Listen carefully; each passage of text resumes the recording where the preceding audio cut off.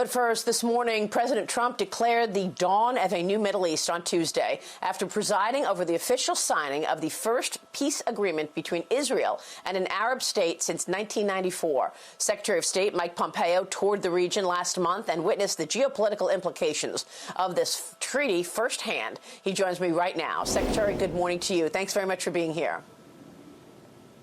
Maria, it's great to be with you. Thanks for having me on the show this morning.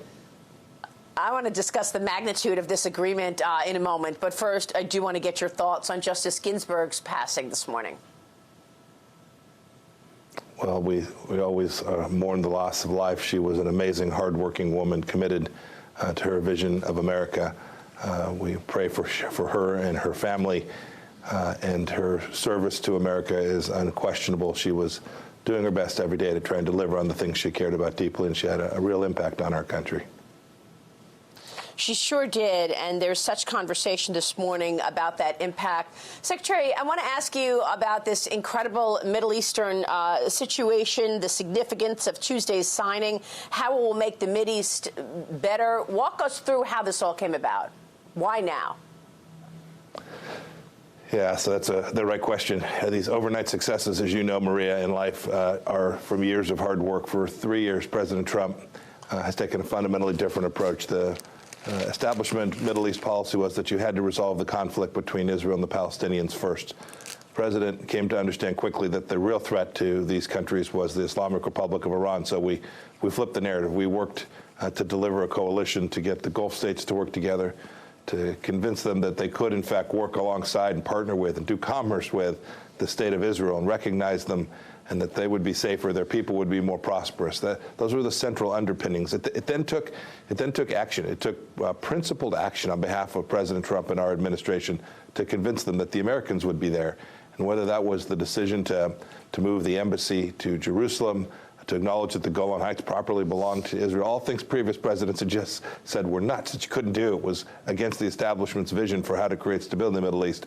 And then the work that we did to kill Qasem Soleimani and take down an enormous threat to everyone in the region. I think those things gave these Middle Eastern states the trust, the confidence that the United States would stand behind its commitments, and it created the space for not one but two agreements, for the first two in over a quarter of a century, between Israel and the UAE and between Israel and Bahrain, that will make the lives better for each of the peoples of each of those three countries. It's really quite a momentous day. We hope there's more to follow. And American negotiations have tried this for years, decades, and with no success. What was it about this administration's prodding, this administration's laying out the potential for peace and progress that really moved the needle here? And are there other countries lining up to perhaps engage in a similar deal to normalize relationships with Israel? Yes, Maria, there'll be other countries that will make the right decision to recognize that Israel has its right to exist, and they'll want to do business with them, and they'll want to connect with them, and they'll want their peoples to have exchanges. I saw the number of LinkedIn exchanges between the United Arab Emirates and Israel off the charts the day after this announcement. The people of those countries understand that this historic rejection of Israel and its right to exist was the wrong thing to do. So I think you'll see more nations follow and make the right decision. What created the opportunity was the recognition that the way to create stability was to make Iran more isolated, and we've done that. There's been talk about how America has been isolated in the region. Nothing could be further from the truth. Israel has now more partners, more friends. The United States now has more partners and more friends in the region than at any time in recent history. And they did that because they came to trust President Trump and his team would be there with them, would do the right thing by them, and that we would support them when they made the right decision to recognize the state of Israel. Are you expecting retaliation of any sort from Iran? And what has been the reaction from the leaderships of these countries in the face of pushback from Iran? Are they getting bullied by the Iranian officials? Well, remember, there's two things going on. One, we had this peace deal, and then last night at midnight, the UN sanctions snapped back, putting in another increasing restraint on the capacity for the Islamic Republic of Iran to create harm in the Middle East. We now, the United States has led and will prevent arms trafficking by Iran. It was the previous deal, what Secretary Kerry and Vice President Biden signed off on was to allow the Iranians on October 18th, just a couple of weeks from now, to traffic in weapons again. It's nuts, absolutely nuts. We stopped that. We stopped it last night with action at the United Nations. We'll talk more about that tomorrow. But Iran has been fomenting terror in the region for 40 years since the revolution. There's no reason to expect that in the short run they have any way of getting out of the box and changing their ideology and their theocratic, kleptocratic nature. What President Trump has said is we're going to deny them the resources. We're not going to send crates of cash. We're not going to allow them to do business in the world. We're not going to allow them to create the very wealth that destroys the opportunity for peace in the region. I gave you another example. Everyone wants Lebanon to get better. President Macron's leading an effort there. And yet the Europeans have not joined us in stopping arms trafficking. Those weapons that Iran will sell will end up in the hands of Hezbollah and make life tragically worse for the people of Lebanon.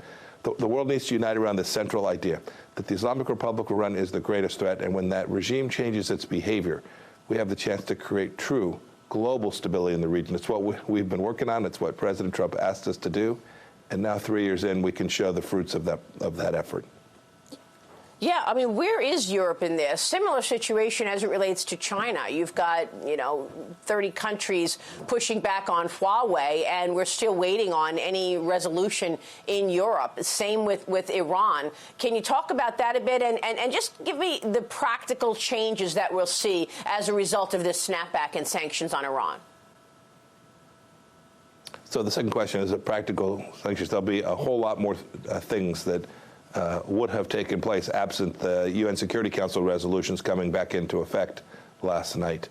Arms sales, tanks, air defense systems, all of those in a couple of weeks would have been permitted to have been sold. And the Europeans have not joined us in this. They know we're right. They tell us privately we don't want the arms sales to come back. Indeed, they put in a letter that they're very concerned about these arms sales, but they haven't lifted a finger. They haven't done the work that needs to be done. They have no option, no alternative to what we've done to ensure that that doesn't happen. I hope they'll join us. I hope they'll get to the right place. They're still wedded to this silly nuclear deal that was signed now 5 years ago. I hope they will come to understand that if you really want to lead, if you want to be part of a global coalition to reduce risk in the Middle East, then you need to join us. We need these sanctions to snap back. Europe is getting better, Maria, with respect to how they're thinking about China. We spent a couple years just sharing the risks with them. We'll begin a EU-China dialogue before too terribly long, where we begin to have conversations about how we can together put down this threat from the Chinese Communist Party that it presents to the freedom, to religious freedom, to commerce and trade, all the things that Western nations value, all the value sets that we hold. We'll push back, and I'm hopeful that the Europeans will get on board. Many of the countries have already. I hope the larger ones will join us in this as well. Well, you've done an incredible job on this. Real quick before you go, China, and we've spoken about this so much over the last several years, and you have been the first administration, because of your work, the president's work, on pushing back on the bad behavior of China. They're still doing business with Iran, and now the president is giving his blessing to this deal between TikTok, Oracle, and Walmart. Can you explain how this is not a national security risk, Secretary? Because ByteDance, the Chinese company, still going to own 80% of this TikTok Global. And we know that if the Chinese company, the Chinese Communist Party, wants that data of American citizens, they're going to get it, given the civil-military fusion laws in China. So how is this not a risk? Yeah, Maria, you've nailed the right point with respect to WeChat and TikTok and all other Chinese telecommunications companies we've been working on Huawei for years now. The single rule is this: we don't want American data in the hands of the Chinese Communist Party for the exact reasons you described. It will end up in the hands of their MSS, their security apparatus, their military, their civil military fusion program. So that's the rule President Trump laid down. As for the transaction around TikTok, I've seen the outlines of it. The president now has said he is conditionally okay with what they're doing. This deal, if approved in the end, if ultimately approved, will ensure that no American's data has any access to anyone in China that has any capacity to move this to a place we don't want it. We will ensure that that firewall is real, that the protection is serious, that the data resides in places that aren't connected to the Chinese information system, whether there's still some Chinese ownership where they still collect a royalty check from the benefits of the business. There'll be an American headquarters. It will be controlled by Americans. And the data, most importantly, the data, the very reason we have gone after TikTok, that data will be in a place that we have confidence that no American will have the risk that their data will end up in the hands of the Chinese Communist Party. Not accessible by the company that owns 80% of the franchise? ByteDance, Chinese company? Think about oil deals. I used to do oil deals all the time. I didn't have any access to the company's information. I just got a royalty check, right? That's the situation. Just a passive shareholder who collects money or writes a check if the company's not doing well. No access to the company, no decision-making authority, no ability to peer into what they're doing. Just a passive shareholder. And President Trump's made clear he will make sure that this is solid, that it is locked in. He's not going to leave open the possibility that this information will get into the hands of the very people that we went after this to make sure they did not have. Secretary, it's great to see you this morning. Thanks so much for your leadership, sir. We appreciate your time today.